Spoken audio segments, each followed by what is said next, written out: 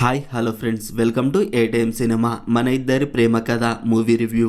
ఈ వీడియోని ఒక లైక్ చేసి కొత్త వచ్చిన వాళ్ళైతే మన ఛానల్ని సబ్స్క్రైబ్ చేసుకోండి ఫ్రెండ్స్. మూవీ రన్ టైం వచ్చేసి 1 hour 44 minutes ఉంది.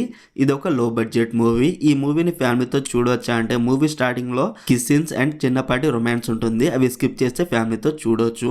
మూవీలో బ్యాక్గ్రౌండ్ మ్యూజిక్ ఓకే, సాంగ్స్ అయితే మంచి మీనింగ్ఫుల్గా ఉన్నాయి, పర్వాలేదు అనిపించింది.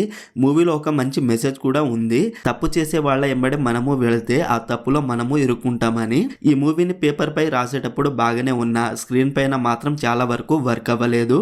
ఇది డైరెక్షన్ ప్రాబ్లమే అనిపించింది. క్యారెక్టర్స్ ని కూడా సరిగ్గా రాసుకోలేదు అండ్ రైటింగ్ కూడా స్లోగానే ఉంది. డబ్బింగ్ కొంచెం హార్డ్ గా ఉంది. లిప్సింగ్ కూడా అక్కడక్కడ సరిగ్గా లేదు. ఒక సీన్ లో హీరో కష్టపడుతున్నాడని ఏదో కావాలని రాసినట్టు ఉంది. ఉంగరం పోయిందని చెప్తే హీరోని కొట్టి ఒక 2 minutes తర్వాత ఆ ఉంగరం మళ్ళీ దొరికిందని చెప్తారు. మరి ఫోర్స్డ్ గా అనిపించింది రైటింగ్. అండ్ ఇది ఒక slow page movie. Basic story line ఏంటంటే హీరో ఫ్రెండ్ అయిన బాబన్న తన లవర్ తో ప్రైవేట్ గా మాట్లాడడానికి వెళితే హీరో వాళ్ళ కావలేలాగా ఉంటే అక్కడ అను అనే అమ్మాయితో నార్మల్ గా మాట్లాడుతూ ఉంటాడు. కొంతమంది వచ్చి వీళ్ళిద్దరిని పట్టుకుంటారు. తర్వాత ఏం జరిగింది అనేది basic story line. Slow writing and boring screen pay అనిపించింది.